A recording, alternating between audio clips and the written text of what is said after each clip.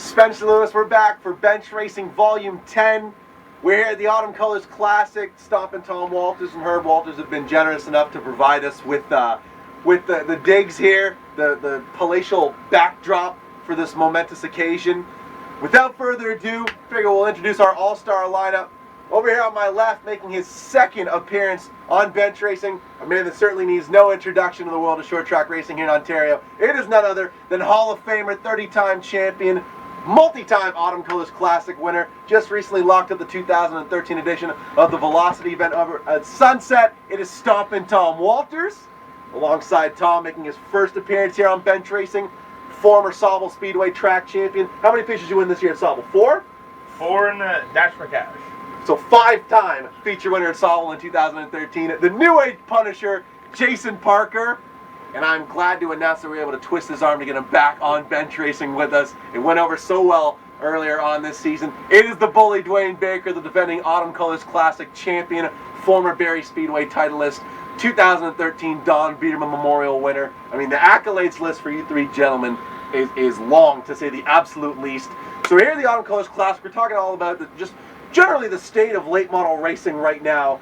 And Tom, we've spoken about this ad nauseum off of camera, about how strong the limited late model division is right now. I mean, the three of you, front runners anywhere in the province, the limited late model division, would you agree that it's looking awfully healthy right now? Oh, absolutely. When we come into tech last week after the Velocity, the first thing Mark said, I'll never get rid of this division. He says it's the best division in Ontario right now. Parker, I know that the Sauble Speedway, a lot of talent up there that I think a lot of guys maybe don't know too much about, don't get to see as often as some fans would like. But the limited late model division, it's strong at Sauble. When you get to tour around the province, I know you love coming down to Sunset, you love coming down to Peterborough. What's your general consensus of what the limited late model division is doing right now? Well, we're so close. Like, you know, our rules, like, you know, we change 2 or 3 things to be a Sunset car, or you know, they could do 2 or 3 things in their a Sauble car. Those things are little things, but we're so even, and that's the key to a good class. You know, we got other classes, the Thunder cars, the pro late models. They're so different. Right now, the best class you're saying is late models or limited late models, because we're so even. You know, these guys are running the same package as we are, but they're set up at Sunset because they've been 1,000 laps this year around Sunset. They've got it. We've got our track. You know, we're the same deal there. So, but the cars are the same. So, you know, it's nice. You know, I come here, I can't compete with these guys. They've got so many laps around Sunset. You know, they've got it figured out. And I mean, it's car a little bit, but driver more, because I mean, these guys are pros at Sunset. They've got it all figured out. We come here, we can't compete with these guys. Well, we try to, and we want to, but you can't when they've got so many laps here. They come to our track. I mean, Tom did well at our track, but it's the same thing. I mean, it takes a lot to be competitive at different tracks when you have to put the time in there. And I mean, when it comes down to putting the time in, it has to be in your neighborhood, right? And I mean, that's why we have a home track, right? These guys are home track Sunset guys, because they're here. This is their home track. And so the home track racing is great, and I mean, it's nice to see guys do their home track and then come to other tracks. And I mean, you know, if we came to Sunset and we could win every week, well, I mean, it doesn't do these guys any justice. This is their home track. They come to our track, and we got a little advantage there. And I mean, it would be great to see a little bit of a tour around some tracks, you know, because I'd like to say that I got a little bit of a hand over these guys at Sauble. I hoped I would, and the same when we come here, because I mean, we come here and these guys are the top of the class, and I mean, if you can run with these guys, you're doing a hell of a job. Dwayne, do you feel as though the parity in the limited late model division, and the fact that you can have easily 15 cars across the province that are running right in the same lap times virtually at any speedway, does that just sort of urge you to step your own program up every single year? I mean, knowing that Tom's gonna have his program as good as it can be in 2014. Jason's gonna be working on his stuff. Does that just motivate you and push you to sort of take your stuff to the next level as well? Yeah, I kind of like it when the young guys go to the beach and play, and we're at home working on their cars. Me and Tommy talked about it a couple times this year, and it made me and Kyle, mostly Kyle, he really worked on the car hard, so it was good. It was good that way. So it makes you work harder. Now, you're Tom and Jason have sort of concentrated 100% of their efforts on their limited late model program. You've also dabbled in the super late models, and you've had a phenomenal year in 2013 for only racing part-time with the Oscar Super Late Models to win 2 events, one of those being the Don Biederman Memorial. How would you rate the competition on the Oscar Tour compared to the type of competition you would find in the limited late model division right now? The late model's a lot tighter, tougher. I think time-wise, like on the watch, everybody's a lot closer. The supers is, I don't know, it's like a hit and a miss some nights. Some nights there's probably 8 cars, 7, 8 cars that are really quick. And I think in the limited late, you're probably going to get like 12 to 15. So it's a little tougher, but the supers is a totally different ballgame, I think, with the motor and tires and who saves their stuff to the end. We just had Jason talk about how much he enjoys having cars come to his home track. He loves touring around. I know that you've never been afraid of stepping outside of your comfort zone, driving to another track, taking on new competition. It seems as though every couple of years, talk starts up again about getting a touring series going across Ontario, throwback to the All-Star days. I mean, similar to what Oscar's doing right now, except Oscar has a specific car that you can only run on their tour. Is it almost time to maybe bring back a touring series that any limited late model across Ontario can sort of get on board with and tour it around the province? Could it work right now? Oh, it could work. There's enough cars for sure. The biggest problem is getting the promoters all on side. As we all know, every promoter has a different idea. So to get them all together and somebody to actually run a series would probably be difficult, because it only takes one promoter to ruin it for you. And the All-Star was a perfect example. It worked great for the first 5-6 years, and then the promoters started saying to themselves, well, we can run this show ourselves and make the money ourselves and pay a less of a purse. So that's what happens.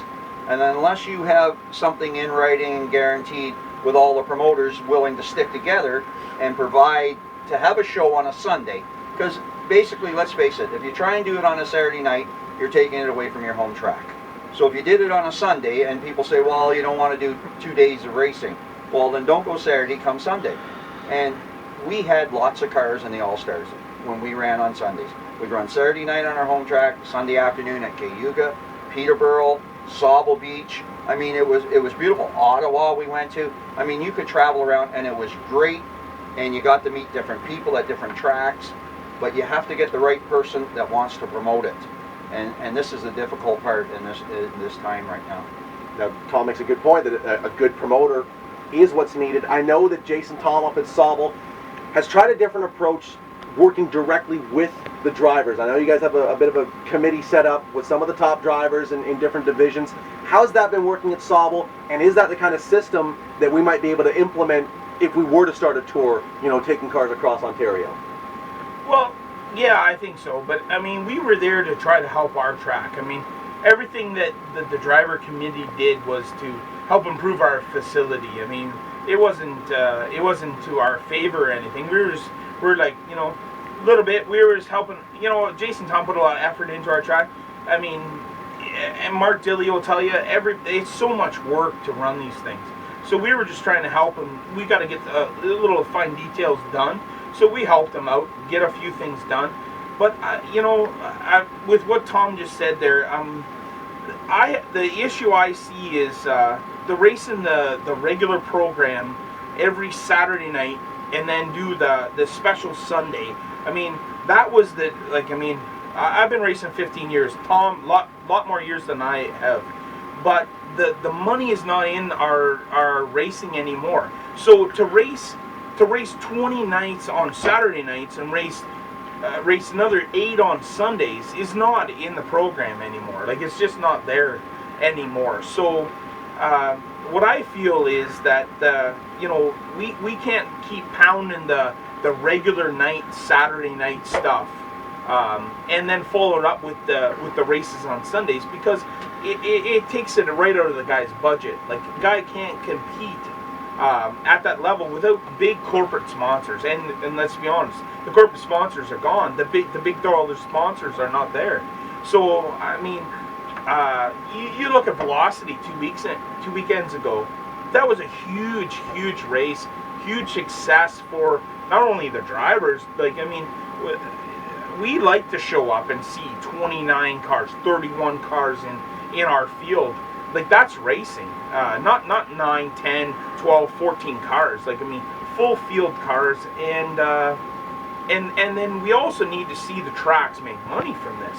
So Sunset was very successful with their money, the amount of money they can make on a weekend like that. So what we need is more weekends like that. Not bust your ass to race a regular Sunday or Saturday night and then do a invitational Sunday. What we need is every other weekend a big race at Sunset. 2 weekends later, big race at Sauble. 2 weekends later, big race at Peterborough. Like, and we need these all of us racers to follow those big races and say, you know what, Peterborough's the place to go on June 22nd. Sauble's the place to go on May the 24th. Like, you know, that's what we need. It's amazing to hear Jason say that the general message I'm getting is that fewer dates, which is exactly what we talked about the last time we sat down. Both of you were in agreement that we need fewer Saturday nights, trim the schedule back. So this isn't just a Sunset ideology. No. I mean, Jason's up in Owen Sound, up at Sauble Beach. They're thinking the exact same way. Dwayne, do you feel as though there's a disconnect between the promoters and the drivers right now, and maybe we need to improve that relation at tracks across Ontario? Well, it's hard to, I don't know, it's hard to get some of the tracks to work together. If they did, they'd probably be a lot better for themselves. I don't know. It's really in their ballpark, really. They got to set it up, and hopefully the drivers come, and I think they would come. The biggest problem that I've seen and with it is when they have these promoter meetings, I don't know what goes on in them, but I can speculate, and I will, is that they sit down and say, listen, 850 is as high as we're going to go on our purse. Well, they've stuck at that number for so many years, but the cost of racing has escalated a lot more than our purses have. A lot more. I was totally disappointed with the payout at Sunset, and I'll be the first one to admit, when you can come to Peterborough Speedway, the same type of deal we're having this weekend for Autumn Colors, and have Peterborough and have Barrie Speedway pay more than Sunset with the type of show we had at Sunset, I was totally disappointed. And it's just, we can't keep doing it with the payouts that we're getting. I mean, we can't. On a Saturday night, I understand it. If we can stick with our one tire a night rule, try and keep the cost down and everything else. But when you do a special for 75 laps and get $450 more and have to put 4 tires on. And Tom, you're talking about winning. Like, that's a winning payout. Absolutely. Like, you're talking about number one. Yes. Like, you're not talking about 10, 12, 15. Yeah, exactly. Like, you know what I mean? Like, exactly. You know, I don't know how them guys are doing it. Like, if you want to race with 5 cars, that, like, you know, they got it. Yeah, you know, that's the way it's to go. But we got to get some payout throughout the field. Absolutely. Because I mean, everybody's coming and everybody's putting on 4 tires. Right. You know, so everyone's got $650 invested. Everyone's got $100 at the gate. Everyone's got $150 in fuel. Exactly. You know what I mean? Exactly. And I mean, you're successful, and you've been doing this, and you're doing well at this, and you're taking home $1,400 and $1,200, and it's not paying the bills. No. Well, talk to the guy that got $400. Yeah. You know, or and 100 $400 for 10. Or and 100. I mean, and it's not, and I'm not putting it on the promoters, no. Because I mean, I'm not saying there's a lot of money in racing right now, but what we need to do is, well, maybe we need to back down the schedule. Maybe we need to fire this up and get people here for the big show. You know what I mean? Exactly. Let's put some more money on the big show, bring some more people, because Everyone's bringing their good shit. Yep. And we're going to have a good race. And let's pay some more money. Let's pay some more money for 10th, 12th, 15th. Absolutely. So these guys are at least paying for half their cost to come. Yep. And they're paying it. Like, you know, we're all doing all right in what we're doing. We're winning some races and we're getting some money. But we also need those guys that are finishing 5th, 6th, 7th, 8th. I mean, these guys are not only our friends, but our competitors and our future. You know what I mean? Like, you know, you get a young guy who's coming into late model, he just blew every goddamn penny he had to start in late model, and he's getting $70 to show up. Like, you know what I mean? We got a $150 tire per night, and he got $70. So $150 for the tire, $100 for fuel, $50 to get in the gate. It's like, I don't know. How do you do it? Unless you got Well, Kellogg sponsoring you, you're going broke. Yeah. It's, well, if you don't put 4 tires on, you might as well stay home. Well, Exactly. You're going to spend, it's $1,000 to do a show. NASCAR or any special, it's going to be $1,000. Now, Absolutely. not only you race To a start, lot. $1,000 to start. Yeah, to start, if you Yeah. don't wreck or Yeah. anything else. You compete a lot in Ontario, spring to fall. If there's a show, if the 48 car fits the rules, it's going to be there, whether it's a limited late model show or a super late model show. So you're in tune with the way the payouts are for the Oscar Tour, with how it works at Sunset Speedway, Peterborough Speedway, up at Sauble. But you've also run south of the border. You've done some Jigs All-Star Tour stuff. You've done some competition at New Smyrna Speedway. Is the payout problem the exact same situation south of the border as well? It's the same. They don't pay no money there anymore there. They got big shows, but like at Jigs, I think it's 12 or 1,400 or something to win for that. When we go to Florida, what do we get? Like it was Nothing. it was Nothing. $600, I think, to win that. $50 for 12th place. Yeah. So that's at New Smyrna for the World New Series of Smyrna. Stock Car Racing. World Series of Stock Car Racing. 600 to win. 600. Wow. And I think I finished, I don't know, 12th one night, $50. Yeah. Thank you very much. What do you So pay, I guess pay it's for the across. beer bell? I guess it's across the board, but I mean, at the same time, I mean, we talked about it before with shortening the program down, running more laps for more money, and putting it through the purse a little bit better, like all the way down. And I honestly think you'll get a better quality of car. You'll get maybe a few more cars, maybe a full field. I know a lot of the promoters don't like a 24-car field because they got to pay the full thing, you know. And it invites guys to start wrecking, and then you got a shorter field for the next week. It makes perfect sense. So But if you do, go ahead. For the promoters, when they're paying 20th, 21st, 22nd, they're paying those guys $100. They're paying back what they were getting. They're paying that much to get in. Yeah. So when the promoter can get a full field, from 18th to 24th, those guys are a wash. Yeah. They're paying that much to get in the gate. You know what I'm saying? Yeah, like, I know. Like a promoter is losing money at 10 or 12 cars. Right. They're making money at 24 cars. But because those guys on the bottom end are bringing more people and more money than they are paying out. Right. So, you start bringing from the 12th to 20th place cars, those are the guys that are making the promoters money. Right. And now you got to start promoting, like, velocity. When you start getting 29, 30 cars showing up, people show up, right? Oh, absolutely. Like, you know what? Like, we got to get out of the era where the drivers are paying for us. Yes. Right now we're paying for this sport. Yes. We're paying for our crew to get in. We're paying for and we're paying for this. We got to get back to the days where the fans are paying to see a show. To watch the show. And absolutely. We have to put on a show that the fans want to see. So we're not going to put on a show with 10, 12, 14 cars. We got to have 24 cars every night. Last chance qualifiers. Like you ask anyone who used to watch racing, last chance qualifiers were every night. Every night. So when's that?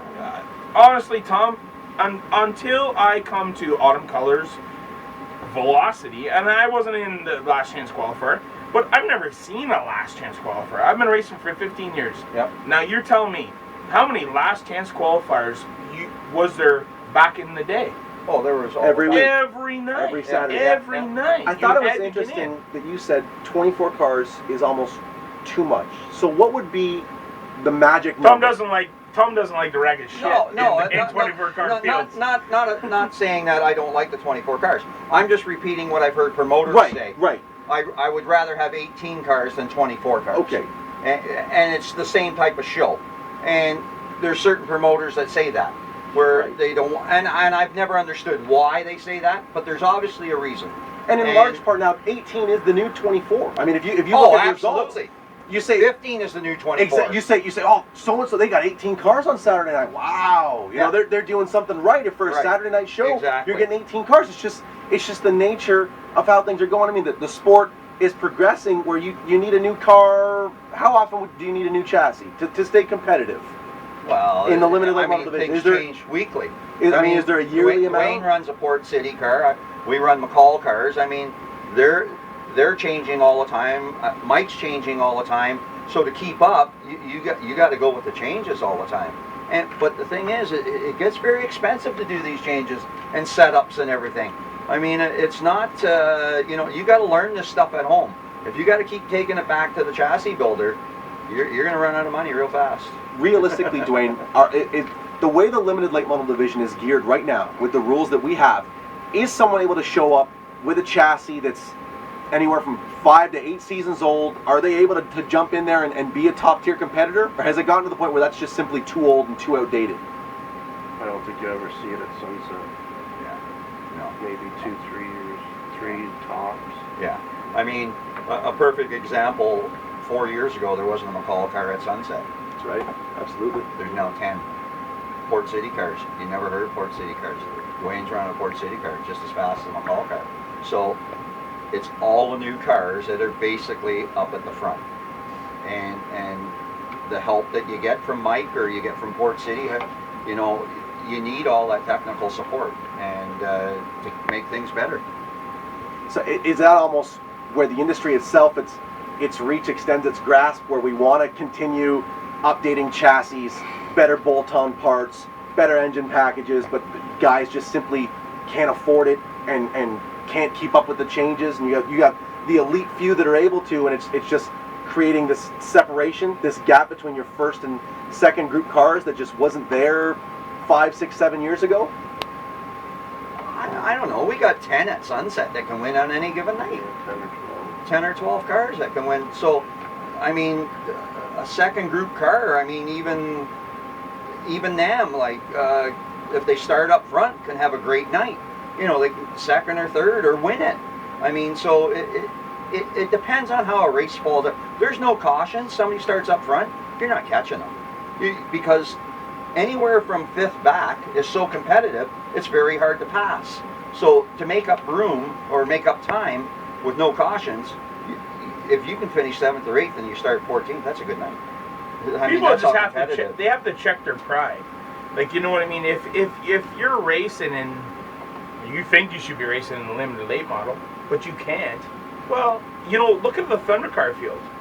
You know what I mean? There's a lot of guys that have been racing for a lot of years, and they can't keep up with these guys just said, 3-year-old chassis. 3-year-old chassis, you're out. You're out of the limited late model. Well, you know what I mean? There's nothing saying you can't run Thundercar. Like, Thundercar now is late model of 5, 6, 7, 8 years ago. Yeah, absolutely. Like, you know what I mean? So run what you can. Like, don't bust your ass to run in a class that is over your budget. Run where you're comfortable running and competing at. Just run that class. And having fun. Like, You gotta have fun. I think And guys forget competitive. that more than anything. You have to have I fun. mean, at you this. have to keep your budget in line to run, and you have to be there. I mean, why race late model 17th? Run Thundercar 2nd. So we've covered some of the schedule aspects and the rules aspects. Now I want to get into some actual bench racing stories. And I know the three of you are really good for that. I was tossing up whether we want to go the positive route or the somewhat negative route. We'll get that part over with first. I want to hear a good wreck story, because I know between the three of you, you've torn up your fair share of equipment. Tom, you've told me some great stories off camera. What's a really good wreck story that just sort of sticks in your mind after all your years of racing? Well, I guess it happened at Bully Speedway. We got sent to the back for something I was involved in, and I was kind of anxious to get back to the front, and I got under young Ingalls there and caught his left rear tire and sent me up and over on my roof, and was the first time ever being on the roof, and I thought, how do you get out of this thing like this? And trying to work my way out, and everybody's tugging and pulling on me, and then I hear a voice in the background, "It's on fire!" Well, then I even panicked more. Of course, it was Vic Shepard yelling it, and it really wasn't on fire, but everybody panicked, and I had two guys pulling separate ways, and it was just a mess, and I thought, just leave me alone, guys. I can get out myself, and finally got out, and there was no fire or anything, but yeah, that was one of the scarier moments. Now, how quickly were they able to get you back on your wheels? Were you able to finish the race, or were you done for the night? No, we were pretty much done for the night. Yeah, we were done for the night. Got the car back on the wheels and raced it the following Friday at Kawartha with a hole in the roof and everything where it slid on the roof for a while. But yeah, I got it all back together and put some oil in it, and away we went. Now, you've been racing 15 years? 15 Yeah, years pretty gives you a much. lot of chance to give yourself a bone-shattering type of wreck. You making that face tells me that you probably have one. What's the worst wreck you've ever had on the Speedway? Oh, I've had a bad one at Sauble one night in Dash for Cash, but it just seems like autumn colors. I come here, and it's like shit just comes to me. Like, you know what I mean? I just want a good finish here. Like, you know, Gordy Shepard's a good buddy of mine, but we seem to get tangled every time we come here. So, you know, I just hope that doesn't happen anymore. Was there not a year that you wrecked in the B main on Saturday night? Oh, God. And I think it was the Walters team that helped you. Did you guys work? Was it all through the night on the Saturday or the Sunday morning? We came here with cars. 2 cars that year. I don't know what the remember it. hell I was thinking. A pro late model and a limited But late we model. came with a pro late and a limited late, and we got some fuel, and I think the fuel, we had some shitty fuel. It's simple. We had some shitty fuel, and both cars obviously were full of this shitty ass fuel. So we go out there and finish real well in the first heat. Then the shit fuel affected us in the second heat. I think I might have been leading the heat, and the car started shutting down. So had nothing. Qualified shitty. Well, enough to be in. Or enough to be in the B main. Starting outside pole B main because of the fuel.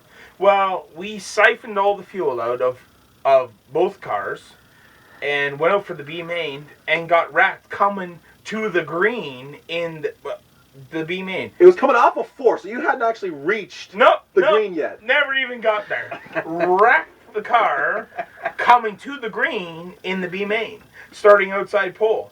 So yeah, tough deal. So now we got a wrecked shit box limited late model and a pro late model that's full of water fuel. So we pretty much wrote off the limited late model. We were going to run it. I mean, I come with a crew of 2 guys, so we couldn't do it. Well, at that time, Tom Walter's crew stepped up. Jeff, Herbie, a ton of guys stepped up and fixed our limited late model. Like, the car was sitting over there by their trailer, and they were just working on it like it was their own car. And we're like, you guys got that shit box ready? Like, I mean, you got our setup ready to go. We're working on the other car, and they're just doing whatever they got to do on it. So I'm like, is it ready to go? Yep, it's ready to go. And we drove it, and we came from, I don't know what starting spot at that time, really bad, up to 5th place. Herbie, do you remember that one? I remember that one. Remember that one? I finished 4th that night. When I passed you and you thought, where did he come from? And you know what? I thank you guys very much for that. You guys fixed that car. I wasn't even going to race it. I thought it was done. So they fixed it. I mean, that just goes to show what our racing is all about. I mean, if you didn't have friends and whatever you do in racing, why would you bother doing it? Because it's just a constant money soak. I mean, we're not doing this to make a living. We're doing this to build friends and have a good time. And that's what we're doing. So the moral of that story is Herb Walters and race car Jeff Thomas are two of the most charitable guys in the industry. 100%. Especially, and for Tom for allowing them to 100%. I was in there. I was alleviating in there them. pretty deep. No, myself. I actually think Tom qualified 12th that night, and I rolled 12th, so he got the pole. So Tom had nothing to do because, I mean, his shit box was on the pole that night, and I mean, what else did he have to do? He just started on the pole. I mean, that's Tom Walters. Now you've had a real good last few years that you've been fortunate enough to not really tear up too many race cars. But going back even further than that, I'm sure you've got one in the annals of your mind back there. What's the worst wreck you've ever been in a late model? It's probably here at Autumn Colors. Oh, it was 2001. We knocked the front clip right off it. It was 3 and 4. It was pretty hard. I was sore. Is it one of those deals you just got caught up in someone else's mess? Everybody checked up, and I went around the other side, and I hit the guy, and he decided to go high, and I just went over top of him. I almost went over the wall. Well, it was probably the hardest hit I had. It's the highway barriers at Peterborough. It's got to. I mean, I'm not a driver, but if I were, that would intimidate the hell out of me. Yeah. It would scare me. They are. I've climbed the wall here several times, come off, and they just seem to take the car and launch it. Which is exactly what happened to Jason Legg last year in practice. Just got out of the groove, up into the marbles, and it just takes the car and launches it. I mean, The back I don't know how many billboards they've taken down at this place, or cars right out of the back. It just launches them for whatever reason, and yeah. The back stretch and 3 and 4. Yeah. Like, you know what I mean? The front stretch, you're all good, and then there's no corner in 1 and 2. But the back stretch in 3 and 4, it's like, you don't want to be on the outside. Because you think you can take it out on the backstretch And you further will. than you really can. yeah. And you get that speed coming off the corner out of 2. And the next thing you know, you're at the wall already, and you're trying to turn away from it.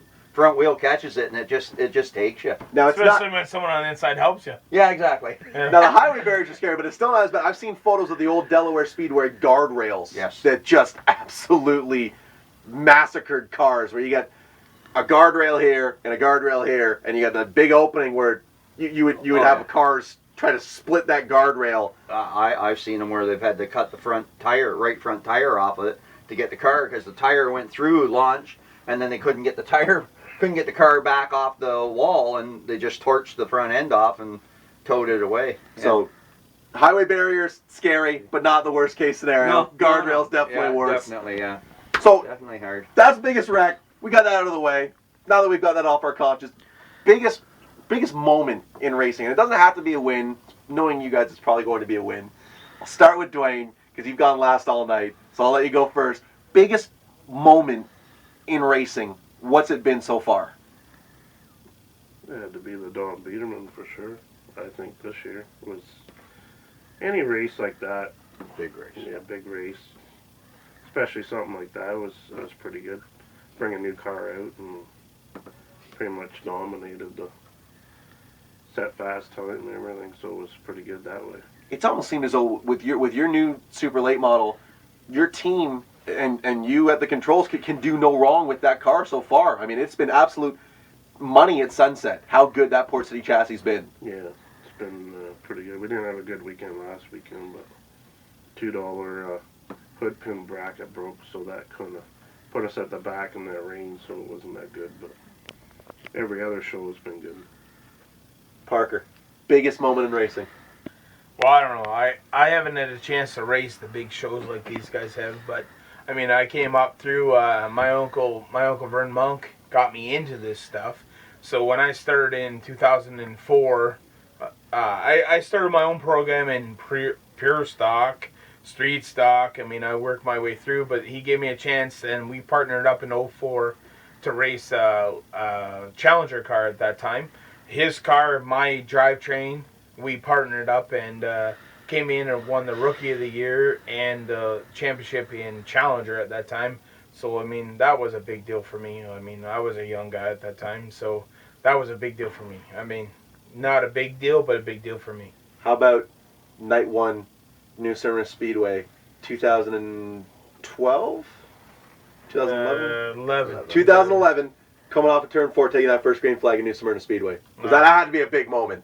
Well, I'll tell you what, I mean, to any racer, New Smyrna Speedway is a big deal. I mean, and anyone who's been there will tell you you're gonna spend your whole year's money racing there. But I mean, it's still a goal. And you want to do it again this year? Well, I thought we had a deal. But anyway, it's a goal to anyone to go there. I mean, I don't know. It's just something you want to do in racing. Like, I mean, I talk to these guys. I talk to Tom Walters, has been around this forever. I idolize this guy. I mean, I hear what he's done in his racing career. I talk to Baker, what they've done. I want to do these things, right? So, I mean, the money that it takes to do those things now is a lot more than maybe what it was when they did it. But we still all want to do it, right? I mean, and the problem is it comes down to a young racer who is fully funded, whether it be family money, which is the case these days, or a sponsor money, which is rare because finding a big dollar sponsor is tough. But we all want to do it. You know what I mean? Like, I mean, you go to New Smyrna Speedway and you go down there and you see Junior Hanley's picture on the wall. Like, you're down there having a beer in the bar after. There's a picture of Junior Hanley on the wall. Like, you know what I mean? We all want to do this. So, racing, it's all about what you can not accomplish, but what you feel you can accomplish. Like, I mean, we're all. It's just like, I'm not comparing myself to Tom Walters or Dwayne Baker, but we all want to do the same thing. We all have the same goal. I mean, I'm not going to accomplish what Tom has done in his career because I just can't do that. But we all want to focus on that, and we want to try to do that. And you know, when you see Junior Hanley on the wall, and you're there at the same track that he did what he did at, it's just, you think you did something. You know what I mean? It's fun. With all that you've accomplished and been through in, I always forget, how many seasons of racing has it been now? You've told me a million times, I always forget. 40-something. 40-something. On the high end of 40. No. No? Low end of 40. Low end, yeah. So low end of 40. 1970. Okay. So it's 43. 43 years. A lot of big moments. Huge ones. Especially from about 1980 or so onward. Yes. Big moments. Yeah, 86 on. I'm sure you could probably give me 5 answers, and that would only be scratching the surface. But what's the one, when you knew I was asking this question, what's the one answer that came to the front of your brain? Biggest moment in racing? Last week. Hall of Fame. Hall of Fame, and then coming back on Sunday and winning that race. It was just a dream come true. I mean, not being there Saturday, wanting to be there Saturday, but also had the other commitment for the Hall of Fame, and to be, you know, put into the Hall of Fame as an honor. And to see just what it's all about and everything, and learn a little bit more about the Hall of Fame. And then to come back Sunday and run the last chance and then get into the feature and win that. Yeah, that's pretty high on the list right now. I mean, you could not have scripted that any better. Hall of Fame induction on Saturday night, you know, get home very early in the morning, couple hours of sleep, quick shower to the racetrack, start last in the B main, win the B main, transfer into the feature, and make your way from the tail of the field in 75 laps to win the velocity. I mean, 75 laps when you're at the front, I'm sure seems like a long time, but when you're staring at a 20-something car field from the back of it, 75 laps must feel like it's not nearly enough. Yeah, well, actually the B main didn't think like it was enough either. I mean, we never went anywhere. They were running side by side, and I'm thinking, I'm running 8th. I'm not going to get into this. And I knew there was only 6. And I thought, are you kidding me? And Mark already had said, you're racing your way in. I'm not getting any provisionals. And I thought, and we got in. We were lucky that a caution came out at the right time. And then in the feature, the car was just awesome. And Dwayne ran me clean. Ran side by side. I think we ran side by side. God, it felt like forever. 12 laps. And inched a little bit more each lap. And I thought, I'm out here. I got to stay out here now. And just to have a good, clean race, no contact, no controversy afterwards or anything. I even offered Jason to buy the motor and everything at the end of the night. And yeah, it was just a great weekend. It really was. Bought a new house, got a new house, moved in on the Friday night. I mean, it was just awesome weekend. Never forget it. Now, hearing about the last question, I know we're running long on time. Hearing about all Tom talk about the Hall of Fame and winning the big race, it's all about goals, and I'm sure that was a goal of Tom's. You know, I don't know if you ever thought it was going to be an achievable goal to make it to the Hall of Fame, but I'm sure every racer, anyone that competes in anything, eventually wants to be recognized at that level. What's next on your goal list? Now that you've won the Classic here at Peterborough, you've won the Don Biederman Memorial. What's next for this 48 team? What do you want to win next? I want to go to New Smyrna and win. That's what. Yeah. That's what we're working on, talking about now. So that's one of. I like the Speedway. I like everything. So we'll see what happens. Yeah, that would be an achievement to go down there and run against the best in February at New Smyrna, which I've never ever had an opportunity of doing. But it's always your dream. You always think, if I could win that lottery and get down there, you know, or have enough money to go down there and run that 9 nights. I mean, it would be awesome. And to see somebody like Dwayne or Jason to go down there and win one would just be awesome. So are you in the same boat as Dwayne there? Is it New Smyrna that you want more than anything? Now that you won your Sauble championship, you know, you got some crown jewels in Ontario, but is New Smyrna higher on the list?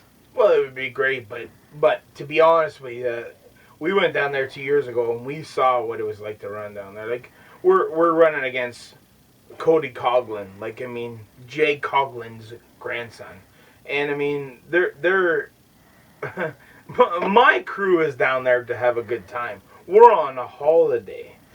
Their crew is down there on a budget, on a payroll. Like, those guys are standing there like they're at attention, watching the pit cart. Like, my. So, you know, New Smyrna Speedway, it would be a goal to win there, but it's tough. I mean, that's all about dollars and cents. What I would love to do is, you know, have a Ontario. I look at Ontario. Ontario, we have some of the finest and the top-notch racers available. Like, you look at these guys. I mean, at any chance would I love to beat these guys? 100% I would. At my own track, every night I try to beat the best and the best. So if we could get something together in Ontario that we could race, I mean, I'm not saying back to the All-Star days, but much like the All-Star days. I just want to bring the best of the best into one group. Let's do it on a smaller scale where we don't have to race 30 nights a year to compete against each other. Like, I run 15 nights at my own track. These guys run 20 nights, and then we do invitationals. And that's tough to do.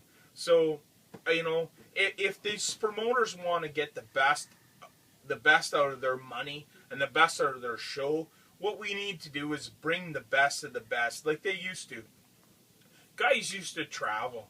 Like, it was a given. Like, you know, the Biedermans, the Hanleys, they used to, you know, if there was a race at Peterborough, they went to the race, right? Because there was 10 grand to win. Like, they went for the money. Well, you know, maybe the money's gone, but I mean, I'm going to Sunset to beat these guys. If it can ever happen, I'm going. I mean, I'm taking my shot. I still think I have a shot. I mean, they're tough to beat, but I think I have a shot. So I'm going. So are we putting the 2014 Velocity 250 at the top of your list then? That's the win you want more than anything? Well, it's very, very high. But I want to go to Sunset twice next year, thinking I'm gonna have a shot at winning. And I want these guys to come to Sauble twice next year, thinking that they're gonna beat me on my home track. And I want to, you know, I don't know what other tracks we can involve in something like that, but you know, there's a lot of top-notch racers. You look at Gord Shepard, you know what I mean? He's a very top-notch. You know, there's a lot of guys around that are high-end racers, but we're spreading ourselves thin. We're running our own tracks every, 15, 20 nights a year, and we're wearing ourselves out there. So, you know what? I don't know. The money's not there to support a program that runs 20 nights a year. So let's back it down. Let's help our promoters. Let's get together and let's run 5 big nights at Sunset. Let's run 5 big nights at Sauble. Let's run 5 big nights at Barrie Speedway, where all these top-end racers, top Ontario late model racers show up at every race. And, you know, make it so that Dwayne Baker wants to go, not has to go or whatever. And, you know, Tom Walters, he'll go for the race. If there's a race to be won and it's a big race, he's there. You know he's there. So make it so that there's 20 big races a year that you don't want to miss. You know, Velocity. No one will miss Velocity. No one misses Autumn Colors. No one misses Gary Reynolds. Like, we got to get back to the days where we got 10 races that no one will miss. You know what I mean? 35 late models show up because that's the race. And we need that. That's what we need. Not only for the racers, but for the promoters. Because the promoters got to make money. Because if there's no promoters making money, there's no racetracks to race at. So let's get it back to the day where 35 late models show up. They all think they can win. The promoters are smiling. The fans are there, and it's full. That's what we need. We don't need 20 nights where the fans are, you know, showing up because they got half-ass passes and half-price passes and all that shit. We need it where guys are lining up at the gate to get in the gate because Tom Walters, Dwayne Baker, Jason Parker, and all the 25 other top-notch late model racers are going to show up. On that note, Bench Racing Volume 10's in the books. I want to thank Stompin, Tom Walters, the New Age Punisher, Jason Parker, and the Bully Dwayne Baker for staying here with us. We appreciate all your support as well, fans. Keep watching, keep viewing. Volume 11 is on the way. For all of my esteemed colleagues here, I'm Spencer Lewis, and we're out.